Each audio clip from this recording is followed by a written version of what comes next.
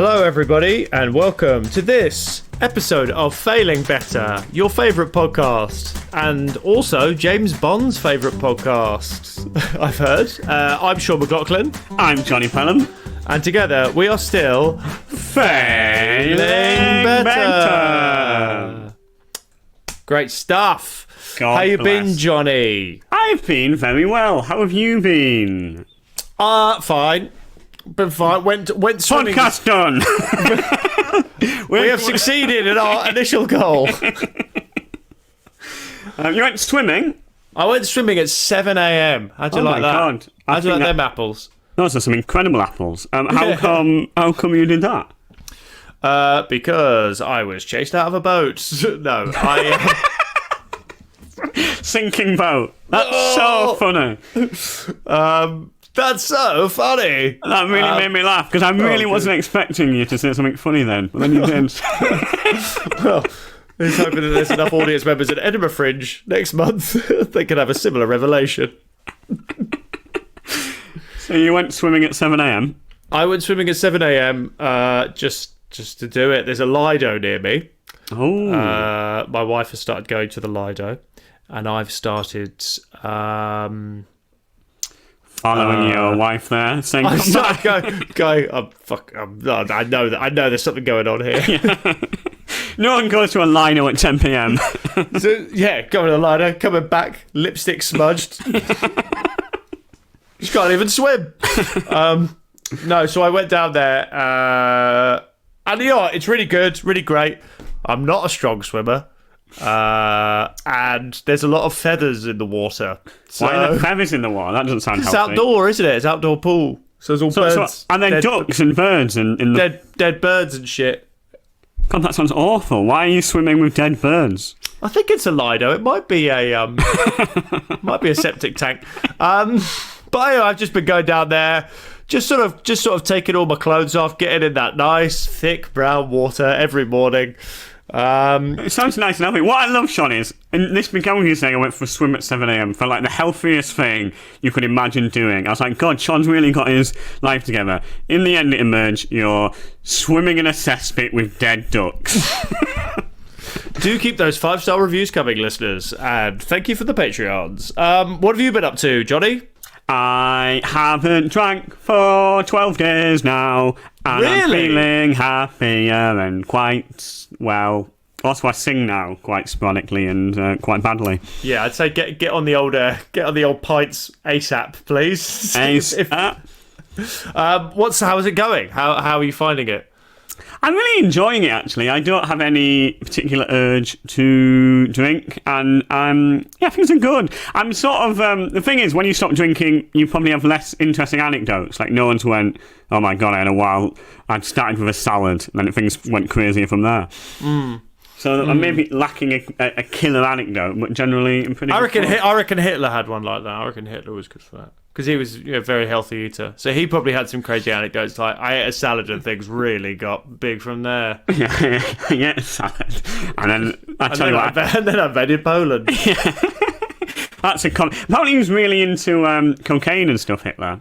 Yeah, and amphetamines. Yeah, because that is a come down, isn't it? Where you're like, fucking hell. Oh, what have I done?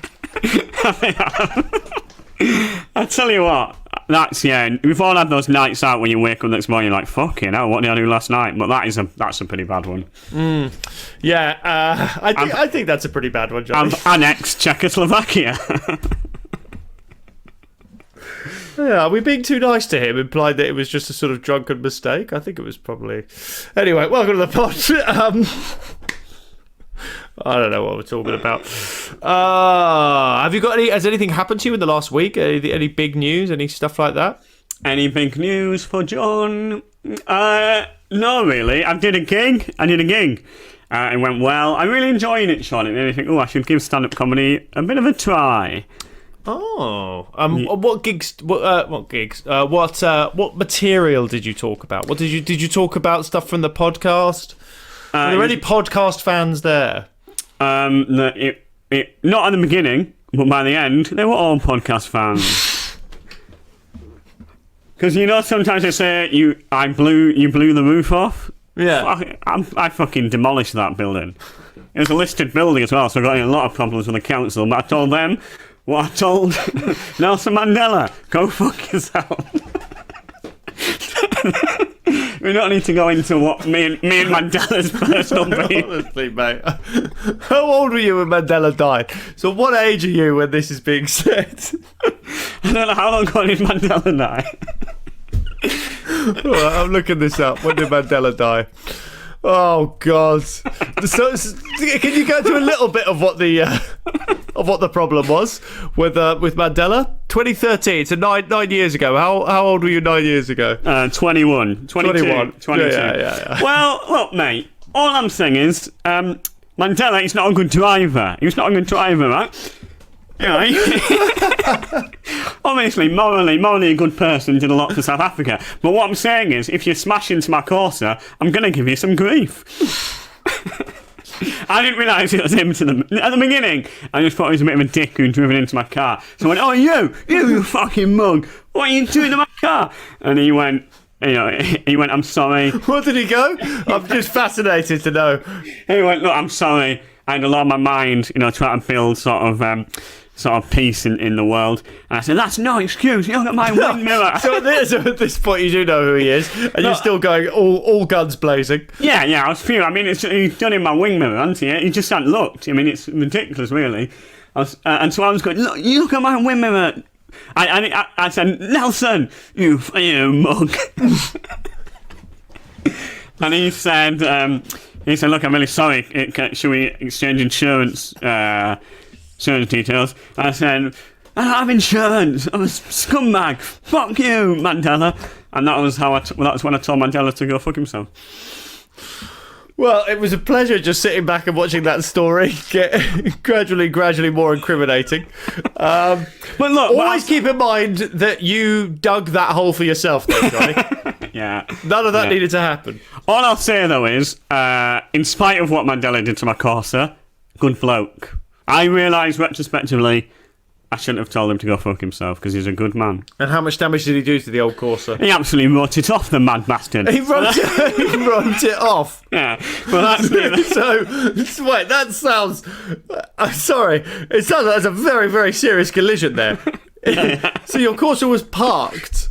Yeah, I was just getting in. I was just having a happy Tuesday, getting in my Corsa, thinking, "Oh, I'll go to a stand-up comedy." I was 22, young man, lot of dreams, lot of ambitions, lot of hopes. I wasn't bitter about comedy. Got in my Corsa, about to say, "Oh, smash! It's fucking Mandela. He's done me in." He's written off your car from a standing start. So was he drunk or something? Was he like on the?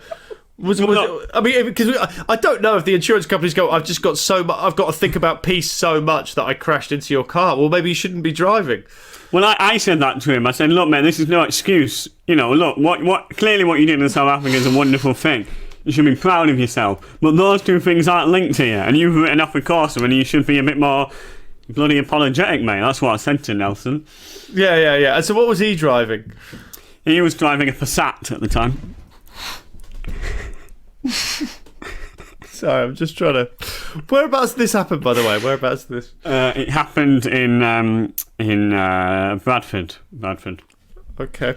Well, anyway, just want to thank all our new listeners. We've got a lot of new listeners in the last couple of weeks. We don't really know how. We hope that you're still sticking around. This isn't representative of what the podcast always is, but unfortunately, it's like this more often than not.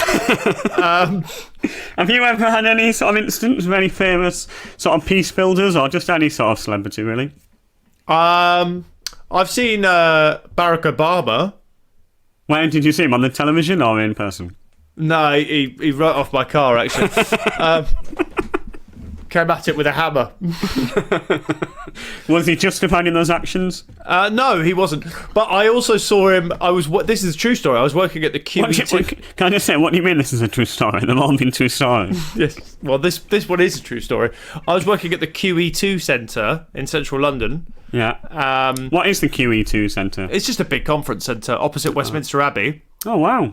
And I was like temping and like setting up the food and stuff and the catering core. Yeah, and bowling.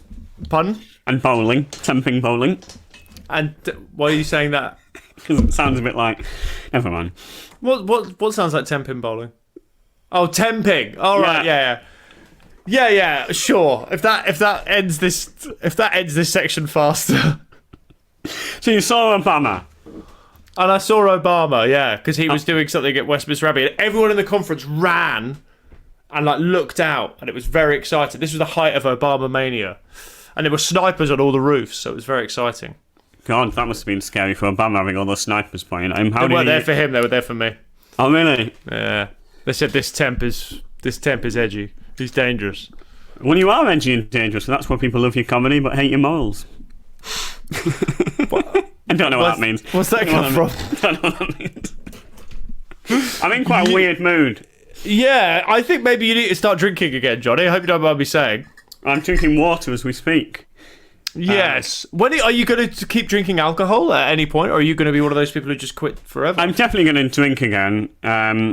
I think I just wanted like a week or two to sort of reset, and then I think I'll absolutely start pounding it. It's quite soon. What's the booze that you miss the most? I love a rum. I've talked about rum quite a lot recently. Shut up about rum, will you? Well, look, if you ask me what's my favourite drink and I respond, you can't then say, why are you talking about rum? Because your favourite drink is obviously beer. You love a beer. You're a boy. You're a big old boy. I am a big boy. I'm a big boy who loves beer. Yeah. A pale ale. I love a pale... Can I have a... Hey there. Can I have an ale? But can you make it a bit paler for me, please? That's what I'm saying. Make it a bit paler. Please, sir. Can I have a pale ale? Is that what you say? Please, sir, can I have a pale ale? And they say, I am a woman, and yes, you can. Oh, anyway, thank you for the 5-star reviews on this podcast. If anyone wants to retract their 5-star reviews, we certainly wouldn't hold it against you. But please don't. Please keep giving us them, and please keep supporting the podcast. We love doing it. We love your emailing us, and we love you. So, unless you're a nasty person, in which case, stop listening to the pod. He's summed it up there. We don't want one of these nasty people like Nelson Mandela or someone like that. If you're enjoying what you're hearing and you would like to get more of it for money, now this is going to be... see how this goes. We have got a Patreon, and we're so grateful for all the Patreons. We've had a few more sign-ups. It's really nice. You get extra content every week. You get exclusive access to cool, fun treats from us and lost episodes and stuff like that. And it starts at £3 a week. Doesn't it, Johnny? It does, and we've had every time anyone signs up to Patreon, it's so lovely. So thank you so much to the people who have, and if you would like to support the pod, please do get in contact. Getting a call from my girlfriend. Are you going to take it? Shall I take it? Yeah, take it. This might be good podcasting.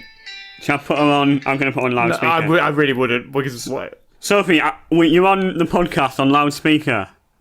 You're joking. I thought you finished. No, we start. Go on, you two, don't you? Sean started half an hour late. Tell Sean off. Oh, bloody hell. So what are you doing? Is the three of you on today? Eleanor's not on yet because we're doing the intro. Oh, I see. Oh, right, okay. So I'm not on record now, am I? No, you are. Yeah, this is all on record. I? Yeah, we can edit it out if it needs to be. I was call you just to tell you that you need to pick the dog up. It's not riveting stuff, really. Oh, I'll pick the dog up. All right, loads of love. All right, bye. Bye. My girlfriend there, and I've got to pick up the dog. Well, this is the first episode ever where we can say 2 guests, can't we? 2 guests, baby. 2 guest epic! 2 guests. As we were saying, if you want to sign up to the Patreon, it is failingbetter.com/Patreon. Thank you to all our listeners. God bless you. And we are talking Edinburgh Fringe Festival. With Eleanor Tiernan. Eleanor Tiernan, one of the best comedians in the game. Do go see her show if you're going to the Edinburgh Fringe Festival. Definitely see hers more than mine. She's on at the Gilded Balloon at 6:15, and I will be there. I am also hoping to come up, and I'll be at both of them because they are both fantastic shows, and they're at the top of my to-do list. What day are you coming up? Well, to be honest, we looked at the prices, and we might not be able to make it up. It's so expensive. We're going to come from the last weekend, but probably the last weekend is all the comics are just totally dead, aren't they? Yeah. But it's the only weekend we can do because we live such busy, fun lives. Oh, well, that's nice. Well, you've got a dog to get, so we'll get on the main episode with Eleanor Tiernan. Do come see my show as well if you want, listeners. And It's a great show, yeah. Thank you for 5-star reviews. Very useful. Thank you for signing up to the Patreon. And sorry for this episode so far. I'm sure it'll pick up. See you soon. Bye.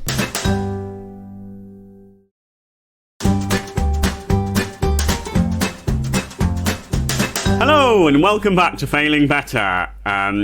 We're this week talking about the Edinburgh Festival and how to have a successful Edinburgh Festival. And for that, we've got, would you say royalty, Sean? Would you say podcast royalty? I would say you're definitely Failing Better podcast royalty. You're the first returning guest we've ever had. It's Eleanor Tiernan. Way!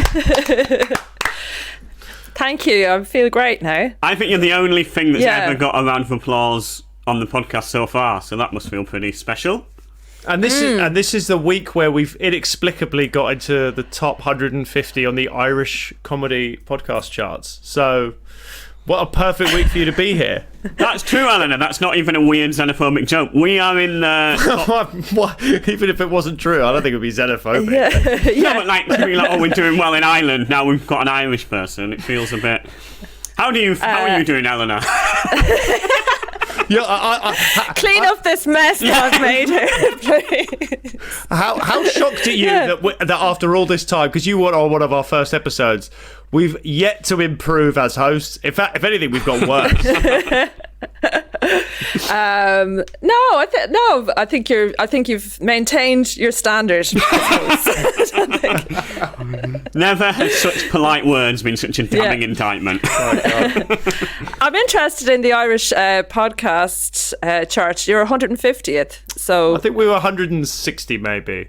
But yeah, great. I mean, look, all our fans of the Emerald Isle, welcome aboard. Who's like Blind Boy would be the big podcast over there, so you've got to. I think we're going to aim to be bigger than Blind Boy by the fall. I think by the fall we're going to try and get bigger than Blind Boy. Have you appeared on Blind Boy's podcast? I have not appeared on Blind Boys. No. I've famously taken a stand. I've said I'm with Johnny and Sean, our Blind Boy. You're a Failing Better ultra. I appreciate that. Yeah. Premium subscriber. Yeah. So we've got the Edinburgh Fringe coming up next week. As we record it, as you're listening to this, depending on when you're listening to it, but it comes out on Tuesday the 2nd of August, and my first show is Wednesday the 3rd of August. Oh my God. How are you feeling about it? I'm not all right. I am not ready for it. How do you feel about the Fringe in general, Eleanor? How are you feeling about it? I always have very mixed feelings about the Fringe. This time, obviously, though, it's completely different because I don't feel I know what I'm getting into in terms of the pandemic. How's that going to change it? And how long it is. That's what that's my body is kind of reacting to what I'm going to do to it. I don't want to overstate it. I don't want to be, it's so awful. Us performers, we take on so much. But really, though, we're so heroic for doing it, aren't we? I don't want to be that guy. But it's going to be long, and you got to really just embrace it. Do you? I think you got to dig in. I mean, I'm going to take an opposite tack, because if you don't want to be the guy to say that you're a hero, let me just pick up that one, because I actually think it's very brave what I'm doing. It takes a lot of balls to go up to the Edinburgh Fringe and say I'm going to perform every night for a month when I've got a show that effectively does not exist. I think that's a very bold thing to do. I've been up to Edinburgh before with a bad show, and it's the worst, because I knew at day 2 I knew I had a steaming pile of shit. And then the problem is you can't just leave. You can't just be like, look, I've written a bad show, no one needs to see the show. You have to then flyer advertise. Reviewers come and tell the world you've written a piece of shit. And like, yeah, look, I know it's shit. I'm there too. Yeah, but you can't do that. You have to say, come and see my show every day for non-stop. Come and see my show. And people you respect, you just say, look, just don't come. And they think you're being modest. And like, look, I'm not being modest. I don't want you to know how much I fucked this up. And you're spending thousands of pounds. I had a year that went so bad, I had to tell my PR, who I'd spent thousands of pounds to hire, to not let any reviewers in for the first week. like to say, don't do your job. I fucked this up. Yeah, it's awful.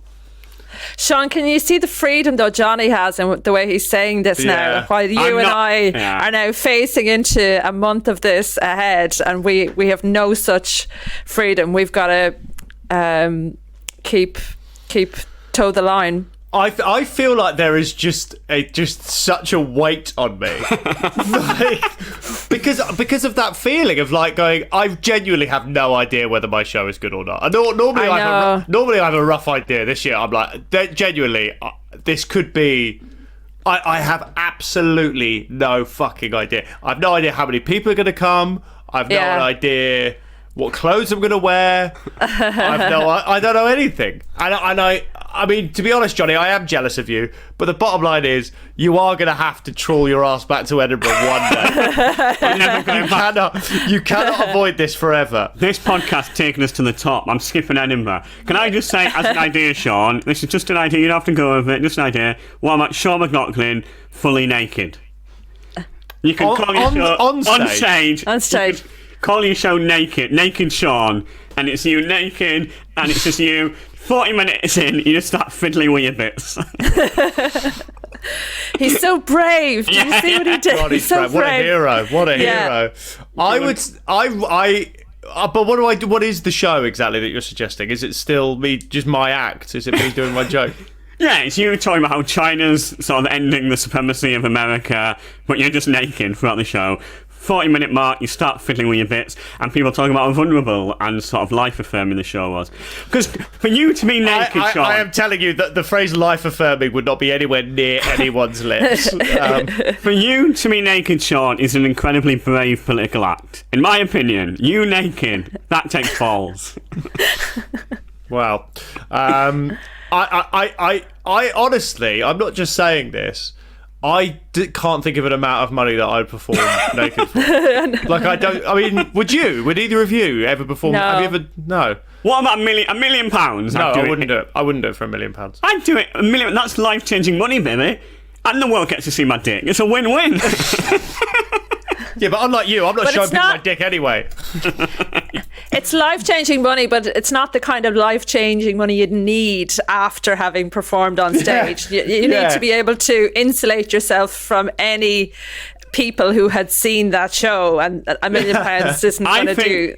I mean, you can sell it. You can sell it. You can be like, look, I want it to be raw. I want it to be vulnerable. I want it to show the human body in all its complexity, all its fragility, all its frailty. I think you can sell the naked show. You can win an Edinburgh Comedy Award and £1 million and let the world know that you've got a smashing bod. I would say the thing is with £1 million is, I don't think £1 million would improve my life as much as showing everyone what I look like without clothes on would ruin it. Like, I think we'd have to be in the sort of high billions, possibly trillions, in terms of the amount of money it would take to sort of outweigh how awful my life would be as a result of anyone knowing what I look like. I think we do a crowdfunder to try and get you $1 trillion. I mean, you can be the richest man in the world, and you're just naked on it. That'd be good. That'd work. All right, look, okay, Johnny. Yeah. Look, I said I didn't have a price. I admit, for £1 trillion, I will perform one stand-up show naked. Okay. There's 7 billion people in the world. Is that right? So how much do we need from each person for this to club together to work? Like, that's quite a lot. A grand each. Yeah. From everyone. I think we can get that. Have you got a grand spare, Johnny? No. It's less, actually. I think. Might be is it, how many people are in the world? 6 billion. 7 billion, I think, but 7. So No, it's only about £100. We can do that. We can do that easy. So you're going to get everyone in the world to give £100 so I can do one show naked. Do I have to do the whole run or just one performance? No, I think the whole run is only fair. People need bang for their buck. So you're going to get right. That you understand that I'm in that amount of money. I'm in that 7 billion. I'm not paying for this. I'm not paying for that. Well, everyone needs to give £100 and 1 pence to make up for you. Yeah. Of course.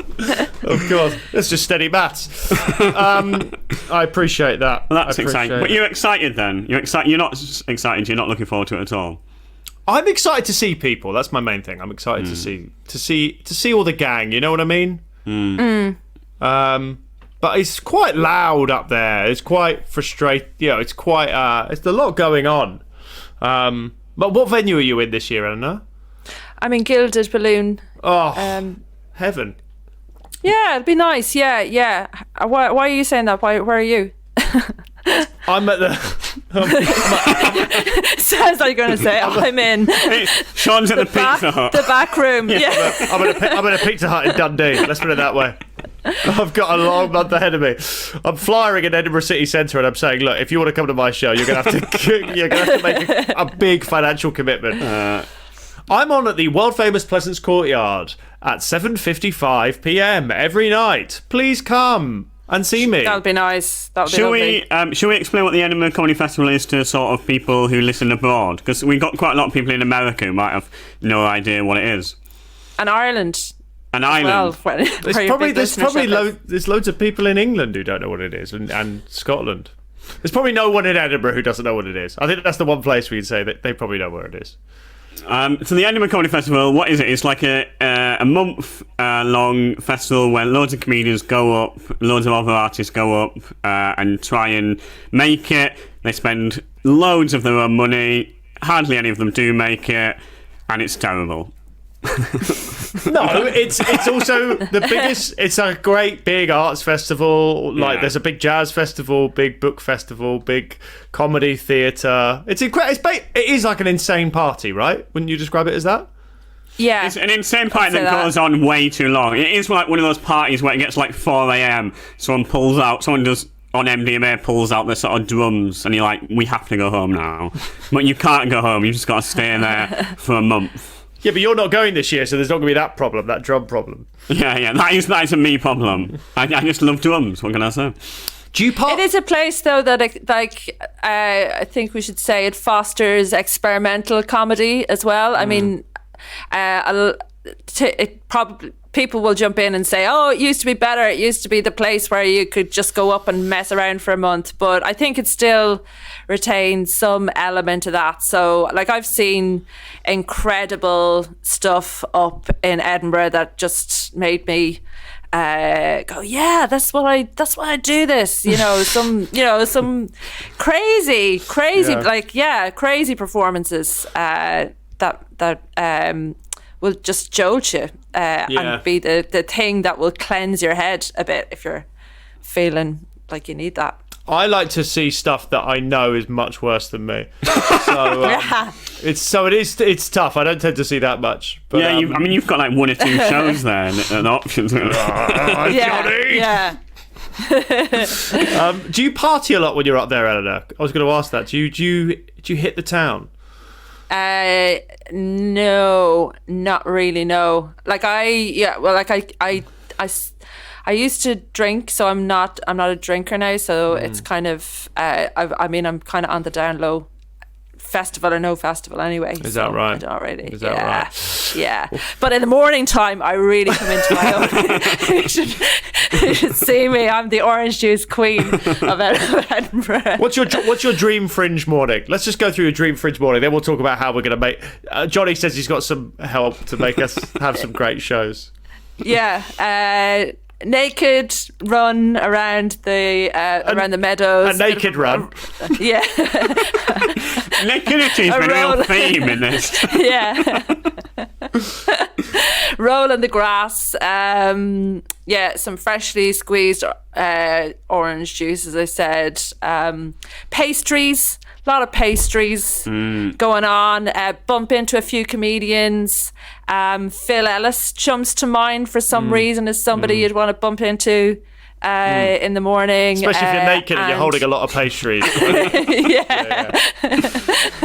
What do you think if you bumped into a comic and you were naked and holding a lot of pastries? What do you think? What do you think you would do? How do you think you would deal with that situation? Would you just try and phase it out, not reference the fact you're naked and got loads of pastries? Or would you use the pastries to try and cover yourself up, maybe strategically? Hide some bits. If you had an eclair, like a really long eclair, and then like a little. What do you think they'd say? Do you know what? Because I think for me, it'd be like if I was naked and I had some pastries and I bumped into some comedians. I honestly, I don't know if this is ego or what, but I think the first thing they'd say is, "Oh my god, I can't believe he eats bread. He's so svelte." Like I think they'd be focused more on what I'm eating than. That joke absolutely flatlined.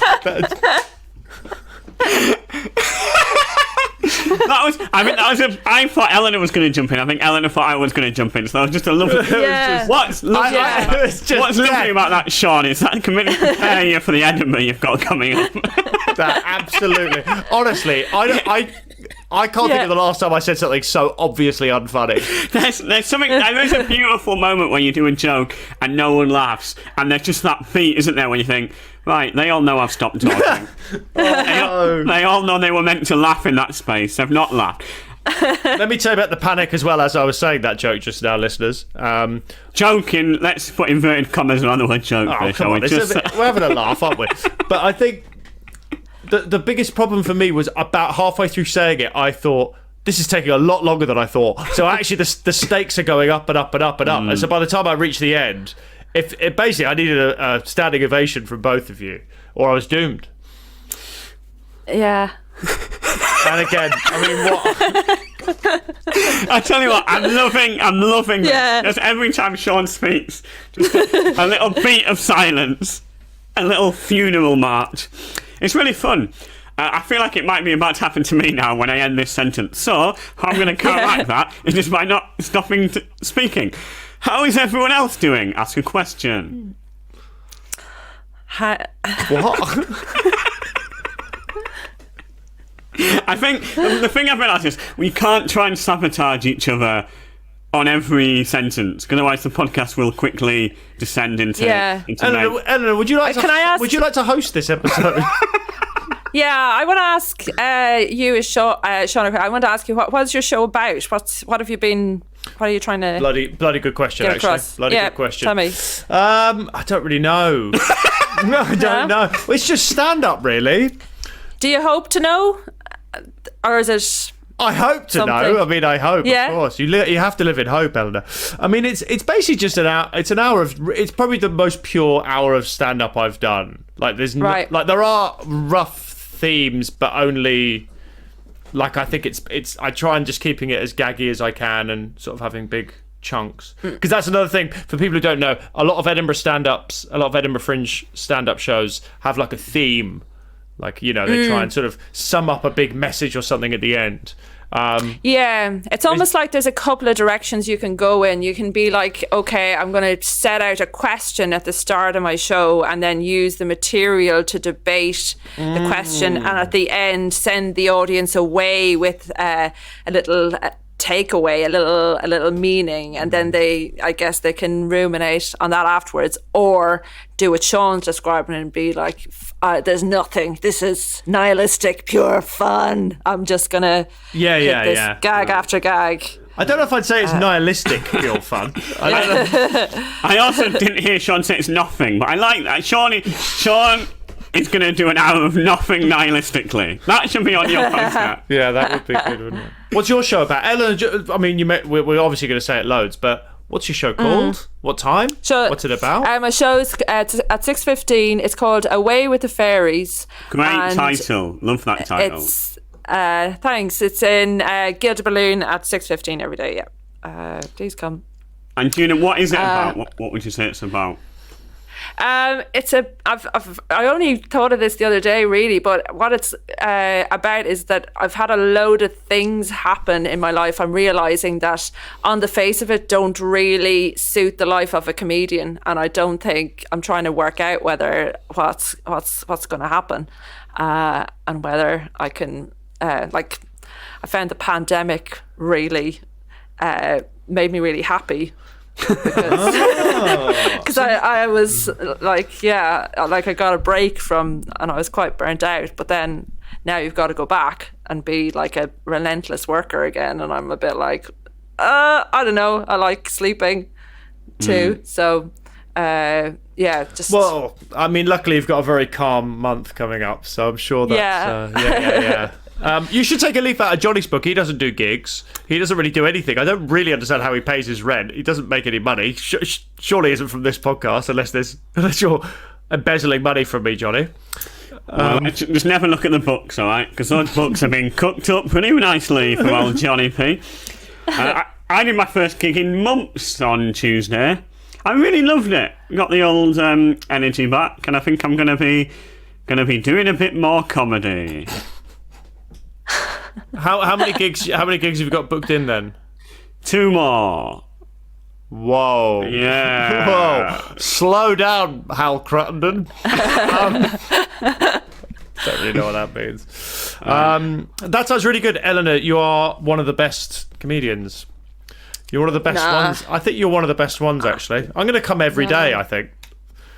How would you be disappointed? I like when you come. Would you be disappointed if I came every day?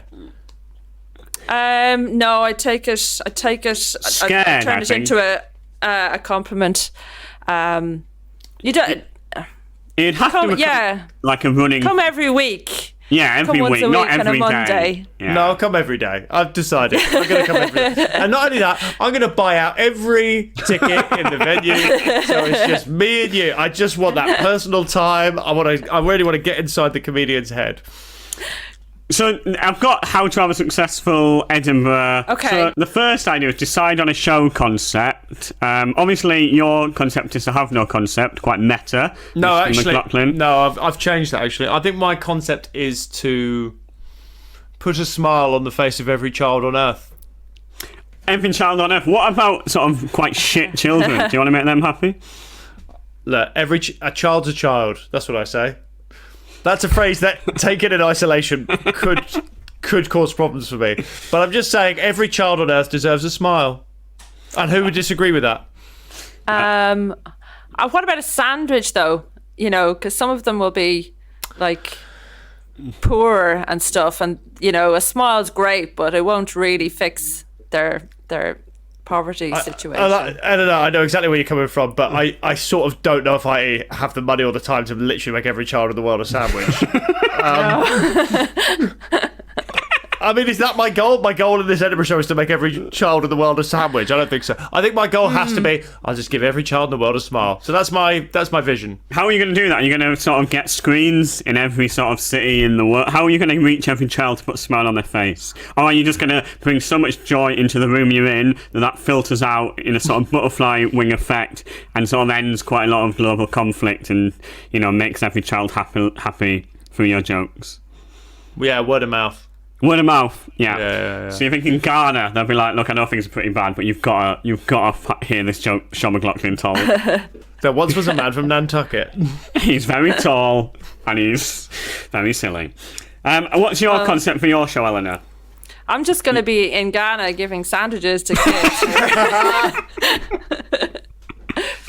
No, the thing with the Edinburgh Fringe is you get, like, if we're going to like game it like the article is suggesting, we should be looking at what's the buzz topics that everybody's talking about, you know. So really you shouldn't even be doing a live show. You should be on TikTok, maybe doing What's everyone? What are the red hot? You got to find a red hot zeitgeisty topic, and you've got to make it relate to you. I mean, that's the way to play the game, isn't it? That's the way to play the game. Yeah, one of the Beckham's kids, like, they're kind of in the zeitgeist now, aren't they? They're is it Brooklyn? Beckham. Brooklyn and his missus. So them, something to do with them. So we make a show about Brooklyn Beckham. And what about we do a three-hander? Yeah. I'll come up for the run. We can call it Brooklyn Beckham, How Can I Become You? And it's all our different attempts to become Brooklyn Beckham. I like the first idea of us three doing a three-hander. I don't know about if we call it Brooklyn Beckham, How Do I Become You? Hands up, I don't really know who Brooklyn Beckham is. I'm assuming it's David Beckham's son, but I don't know anything about him. Has he got a new girlfriend? Is he not 8? In my head he's 8. But presumably he's grown up a bit since then. I think we need more than him. We've got to combine him with, Ukraine or something yeah. else. Ukraine, yeah. Ukraine and what's the new food that everyone's having? Yeah, there's got to be a new food, right? What's all this new food? I mean, not me. I'm just I'm a sausage and chips man. Breakfast, lunch, and dinner. Artichokes. Is that what everyone's eating? Are everyone eating artichokes? I've got into beetroot in quite a big way. Maybe we can be ahead of the curve. I'm loving beetroot at the moment. I'm putting it in salads. I was tempted just to eat a beetroot the other day. I thought, I can't do that. It's too weird. But I love beetroot. So maybe can beetroot be involved in somewhere? Brooklyn Beckham, beetroot, and Ukraine. We're going to the top. We'll definitely have a purple poster. Yeah. Definitely. Yeah. I think that'd be great. Purple, blue, and yellow. I want to be talking about beetroot mainly. So I'll let Ukraine and Brooklyn Beckham to better comics than me. All right. So basically, I didn't know that. One of us has to pick one of the topics. Okay. Right. So out of the 3 topics of Brooklyn Beckham, the war in Ukraine, and beetroot, Johnny's immediately got in and go, it has to be beetroot for me. Because I genuinely feel I've got a lot to talk about with my love affair with beetroot, so I can really I'll open. I'm confident. My beetroot stuff is going to fucking kill, alright? Alright, Johnny, I'd love to, can you just give us a couple minutes of material from the beetroot section? Beetroot is versatile. It's a bit like an Allen key. You can use it for anything, and it always comes out well. Is that good? I fucking love beetroot, and I love Allen keys. Argos is weird, isn't it? Why have they done their shop like that? It doesn't make any sense. Everyone else has done their shopping in one way. Argos has done it in a different way. What the fuck, man? I love beetroot. Do you think that's good? Do you know what, Johnny? You're absolutely right. It's killer stuff. That's exactly what the person who wrote the article was hoping would happen. I'm gonna do loads of talk about Brooklyn Beckham, but callbacks to beetroot. Very nice. That's perfect. That is perfect. And then Sean's left with Ukraine. the closer of the gig. 20 minutes about Ukraine. Yeah. Just God bless him. God bless him. That's all I'd say. Yes, God bless him for 20 minutes. Him. All right, what's the next thing on the article, Johnny? I'm starting to feel like our triple hander's coming together. Reach out to producers. Well, any producer will want this sort of barrage of fun. It's the Beetroot, Beckham and Ukraine show. Come for the advice about how beetroot can enliven your salad. Stay for Sean's heartwarming and important message about Ukraine. I've actually self-produced the majority of my Edinburgh Fringe shows. That's a fact, ladies and gentlemen. And it is very rewarding to self-produce, but Christ alive, it is a lot of work. Have you self-produced, Eleanor? Always, yeah. And you're never obviously every bad decision is yours to own. Says a lot about me. Never self-produced once. I mean, if you were to self-produce, Johnny, do you even know would you even know how to get like a venue? Day one, I'd just be in a bin with my flyers. I'd climb into a bin and I'd just go to sleep there, and then wake up in the morning and think I'm off home. No, you wouldn't, because you'd have to be on and go and do the show. Yeah, you have to do the show. I wouldn't do the show. I'd self-produce. I'd be like, look, I'm producing this show. We're not doing the show. The show is flopped. We're out. Day one, I'm in a bin. And day two, I've gone back home. What do you think happens if you just say, I'm not doing it anymore, and just go home? What happens? No. I mean, people must do it. You lose a lot of money, I guess. Like, you'd lose thousands and thousands. Yeah. Like, for example, Don't you lose thousands anyway? That's true. That doesn't seem that bad. No. yeah, at least you're losing thousands in the comfort of your own home. You don't have to go on stage and make jokes about beetroot in Ukraine for a fucking month. All right, what's the next one, Johnny? What's the next thing? The next thing is start saving money / have a budget.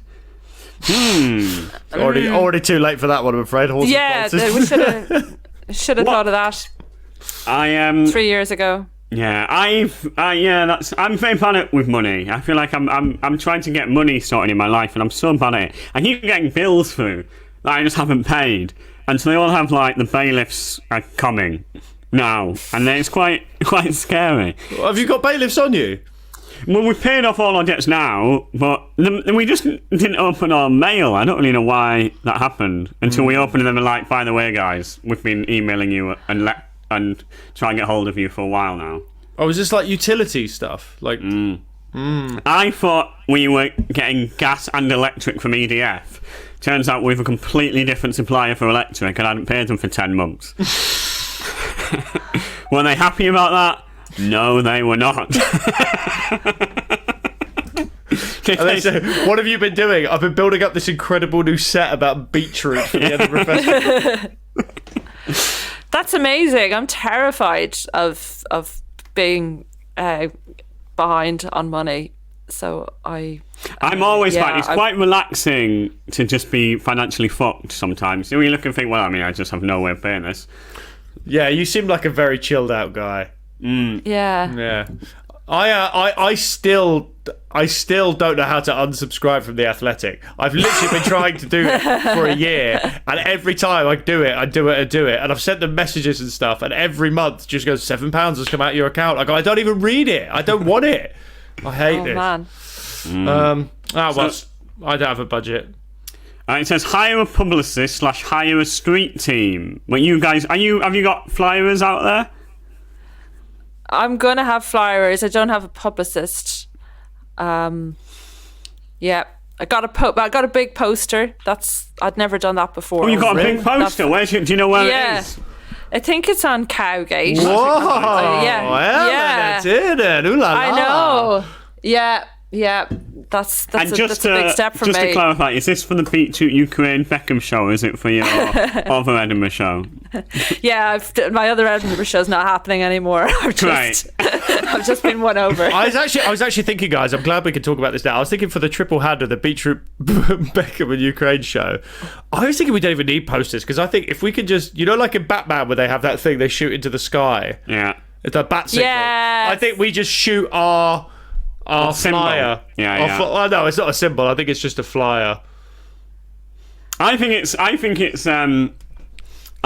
a symbol, and I think the symbol is Vladimir Putin with beetroot-like cheeks, and he's looking at Brooklyn Beckham, and he's a bit scared. I mean, that's our shot is, and what we're saying is all comedy will bring down Putin, and I think it will. If we really work on our ending, we can really nail this. Yeah. As long as the guy who has the last 20 minutes really gets it right. Yeah. And who's that again? Yeah.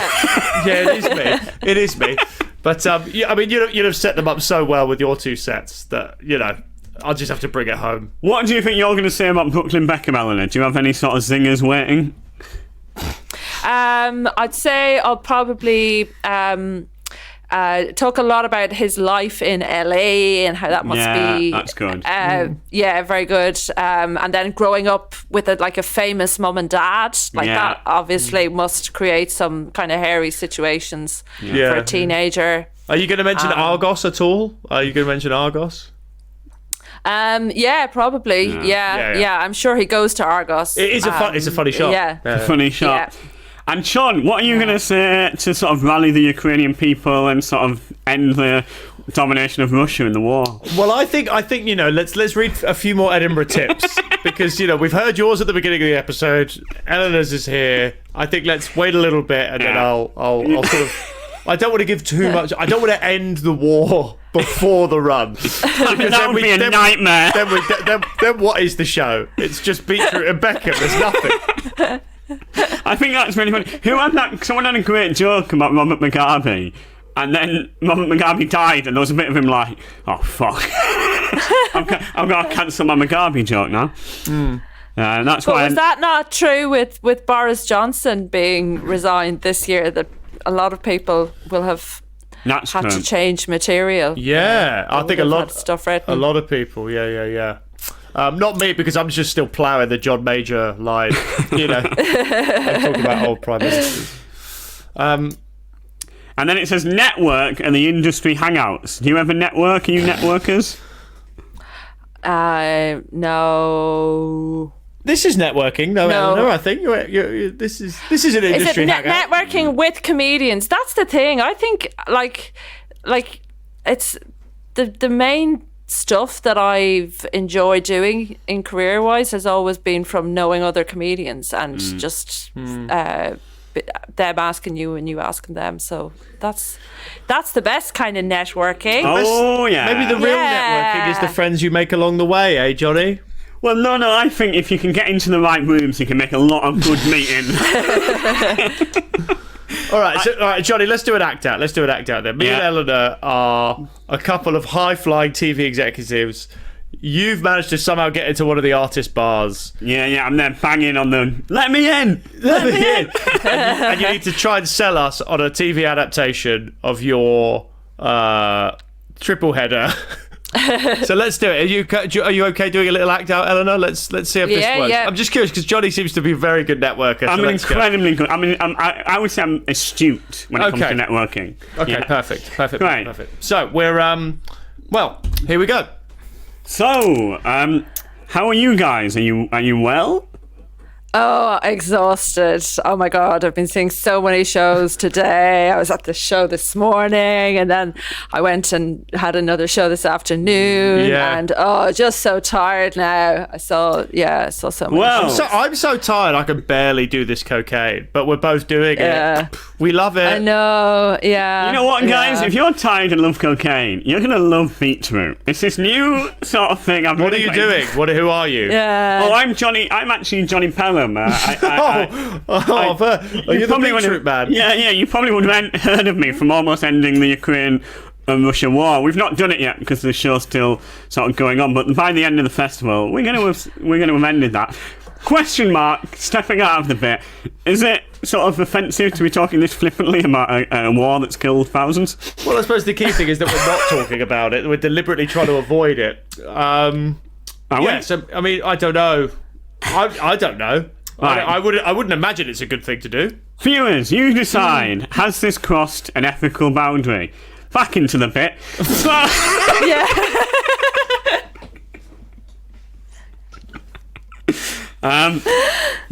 the show you've probably heard about. It's been getting loads of 1-star reviews, but it's called Beetroot Beckham and the Tyranny of the Russian Oppression, and it's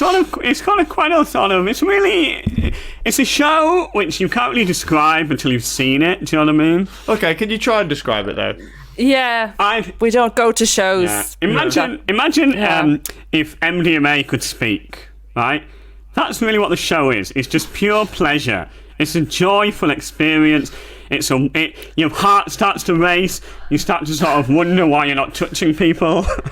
I quite like that, actually. I think that's if MDMA could speak. Tell us more. What stars do you see being in this show? Who are the? Well, if MDMA could speak, it'd probably say, "Fucking hell, I love Beetroot, I love Beckham, and I love peace." And that is the message of our show. And I'm imagining for Brooklyn Beckham, Danny DeVito. I think you'd be the perfect character to play that role. And then for Beetroot, I'm imagining Anne Hathaway. Anne Hathaway plays Beetroot. And when you say plays Beetroot, can I just ask, is this a character called Beetroot, or is it just a piece of beetroot, or is it just the concept of beetroot? I think it's probably... I'm going to surprise you here when I say, Sean, it's all three. There's a character called Beetroot, it's a piece of beetroot, and it's the concept of beetroot. Because really the concept... Sean, didn't you just commission something though that had? Do you know what? She's right. I'm so sorry, Johnny. We just your show sounds great, but we just commissioned something that sounds very similar to this. Yeah. Yeah. It's called Yeah. Turnips, Cruz, Beckham, and More Peace. Yeah. Damn. Yeah. Well, we're happy to change. Would you like? I mean, we'd do anything really. Fuck Beetroot, fuck Beckham, and if you want, we can support Russia. Okay, I think this ad lib is over. Yeah. So do you think I was good at networking then? It felt like I made some real impression on you, I thought. Certainly, you certainly did. The doors are open, yeah. Yeah. I mean, would you feel so far that you're learning a lot about how to put on an Edinburgh Fringe show? I feel like I'm coming out of this with even less confidence than I went into it, and that is saying something. Well, I can imagine how once you've had the concept of Beetroot, Beckham and Peace, then your shows, I mean, it's just I've seen your show, Sean, and let's be honest, it's compared to this, it's a steaming pile of shit. So I can really see why you'd be anxious now. Johnny, you have seen my show. Well, you've seen the early version of it. It's much changed now. Much changed. I'm going to put... look, let's cast aside on wit for 1 second. It's going to be difficult. Please, let's cast aside. As we did last week, we cast it aside so far. We've yet to be able to reach it and bring it back. Yeah. I mean, the home of witty banter is... We've been homeless for a while now, to be honest. But what I'd say, Sean's show was magnificent. Sean's a fantastic comic. I mean, he doesn't come across in this podcast, but I don't know what we do about that. It feels like the form's letting him down. Truly a great comedian. Eleanor's fantastic too. If you're up there for one day, you can only see 2 shows. To be honest, I'd say Kitson and Stuart Lee. But if you're up there for a while, you've got sort of into the mid sort of table sort of stuff. Sean and Eleanor, they're your people. I absolutely hate doing this podcast with you, Johnny. It's ruined my life. I think... But if your show's at 6:15, Eleanor... Yeah. And my show's at 7:55, I mean, that is a perfect double header, I think. I think you'd have a great... You'd have a genuinely wonderful time. 2 fantastic comics. Eleanor, you directed my second show. That's how highly I grate Eleanor. That's how highly you grate Eleanor. Is that what you just said? Is that the show that was the terrible year that you had that you described? No, that was my show. No. Called, I'm trying to think of another. It was called Radishes. It was all about radishes, that show. Okay. Yeah. Well, I think this is going to be perfect. Eleanor, you should know, by the way, because I saw your last Edinburgh Fringe show, and then I remember I sent my dad to see it, and he said you were his favourite. I'm a fan. Yeah. If your dad is an audience member, he's a good laugher. He's a bloody good laugher, but he's a pretty loud booer, as I found out.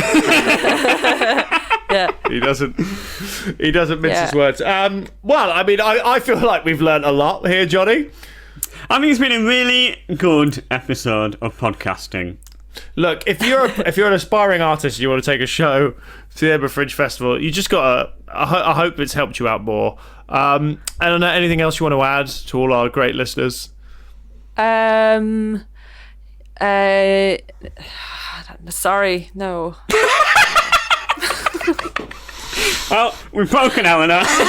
Well, we've really dragged you down to our level. We're very sorry about that. Eleanor, I'm sorry. Look, Eleanor, you should go see Eleanor, go see Sean. They are both good human beings, very funny, but really you should come and see the triple header, which will be at the Pleasance Grand. You know what? We're doing Edinburgh all year round, from August the 1st to July the 31st. We're going to be at the Pleasance Grand with Beetroot, Beckham and Peace. A podcast from producerpaul.co.uk. Well, I'm so sorry about that, Eleanor. I'm sorry, guys. I'm sorry.